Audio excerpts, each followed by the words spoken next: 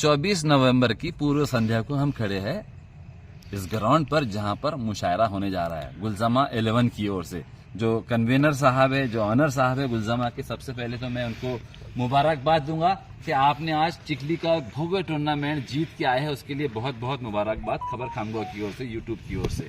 शुक्रिया शुक्रिया। तो देखिए, मैं आपको दिखा रहा था कि कल की जो तैयारियां हैं, आलमी स्तर पर एक मुशायरा रखा गया है जो शौरा हजरात बहुत दूर से, कहीं हैदराबाद से, कोई कलकत्ता, बंगाल, बहुत दूर दूर से शायर हजरात आ रहे हैं। तो उसकी पूर्व तैयारी चल रही है। मैंने पूरा मुआयना किया। देखिए, ग्राउंड भी दिखाइए, इधर से आकर के थोड़ा आगे जाइए और वो ग्राउंड भी दिखाइए और वो स्टेज दिखाइए जहां पर कि ये प्रोग्राम होने जा रहा है। ठीक है, देखिए वो स्टेज है। तो यहाँ अल्हम्दुलिल्लाह प्रोग्राम होने जा रहा है, इसकी पूर्व तैयारियां चल रही है। इस साइड से मैं बता दूं आपको कि मेहमान खुसूसी के लिए जो है तो खास तौर पे वो टेबल का भी इंतजाम, चेयर का इंतजाम किया गया है और साउंड सिस्टम भी यहाँ पर पूरा लगा हुआ है। ठीक है, और पूरी तरीके से इसको घेर लिया गया है और सिक्योरिटी पर्पज से जो है तो काफी माशाल्लाह अच्छा रहेगा। पत्रकार जोन भी बनाया गया है, सिक्योरिटी जोन भी बनाया गया है और साउंड सिस्टम मुझे बहुत पसंद आ रहा है क्योंकि चारों तरफ से जो है तो उसका साउंड सिस्टम लगा हुआ है। तो चलिए बात करते हैं गुलजमा साहब से, जो इसके कन्वीनर है, गुलजमा 11 के ऑनर भी है। आज मैं फिर से मुबारकबाद देता हूं साहब आपको कि आपने एक बहुत बड़ा टूर्नामेंट खेला है और उसमें फाइनल मैच जीते हैं। हमारी इंडिया टीम जो है तो फाइनल मैच हार गई थी, लेकिन कोई बात नहीं, इंडिया के आप भी धुरंधर हो, आपके टेनिस स्टार है, उन्होंने ये फाइनल मारा, हमारे आंख पर कांटे आ रहे, हम आपको फिर से मुबारकबाद देते। तो बताइए, ये मुशायरे का जो है तो मैंने सुना बरकत नाना साहब का जो है तो खास तौर पे इसमें याद के लिए आपके मन में आई है, फिर बाबू साहब टुंडकर आपके बड़े करीबी है, तो जरा बरकत पहलवान साहब के बारे में जरा बताइए आप हमारी जनता को।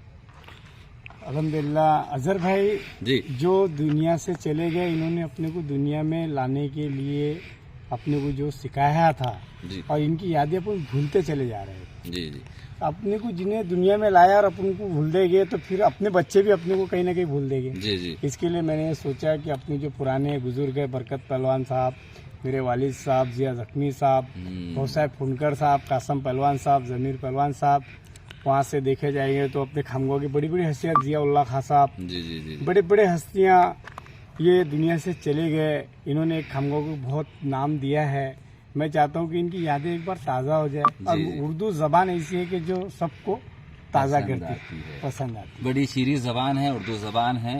तो जिया साहब का मुझे कुछ शेर याद आ रहा है, मैं इन बिटवीन कहूँगा आपको, लेकिन सबसे पहले तो फिर से मैं मुबारकबाद दे रहा हूँ कि आपका जो हाफिजा है, जो जहन है, तो आपने उतने नाम आज गिना दिए जो जहन से निकल गए थे लोगों के, जैसे कि मरहूम जिया साहब का आपने नाम दिया, जिया जख्मी साहब का आपने नाम दिया, वहाँ से निकलो बरकत शाह पहलवान जो शहर के जानी मानी हस्ती थे, उनका नाम आपने लिया और बहुत से हजरात का आपने नाम लिया कि इस दुनिया से वो चले गए। तो उनके लिए मगफिरत के लिए भी दुआ किया कीजिए। और भाऊ साहब फुंडकर भी आपके एक बड़े करीबी रिलेशन उनके लड़के से जो आज यहाँ के विधायक है। जी जरूर जरूर, वो भी हमारे खास दोस्त हैं। जी, जी।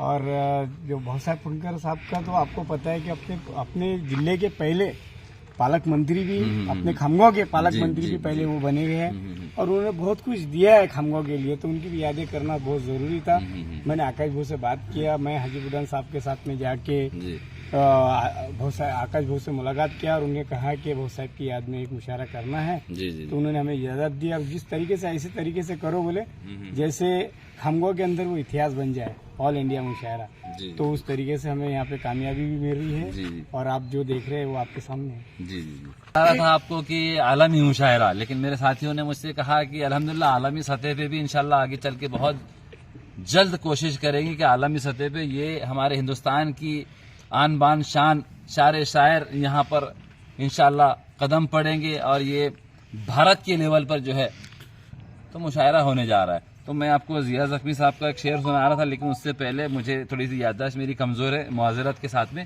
तो एक शेर आप सुनाइए उनका जो आपको याद है, बरकत साहब का। मैं बरकत दादा का एक शेर सुनाना चाहता हूँ। जी जी।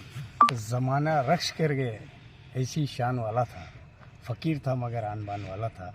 उन्होंने अपने खामगांव के लिए, हर मुसलमान के लिए, हर इंसान के लिए खड़े रहे और वो गरीबी का दौर था कि उनसे लोग एक पान में और एक सिगरेट में काम करा लेते थे।